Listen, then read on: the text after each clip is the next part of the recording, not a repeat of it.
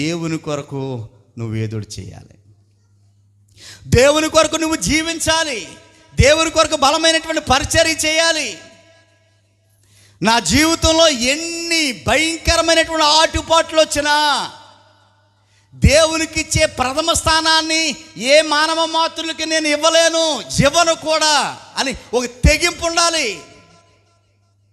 బ్రతికితే దేవుని కోసమే బ్రతుకుతాను.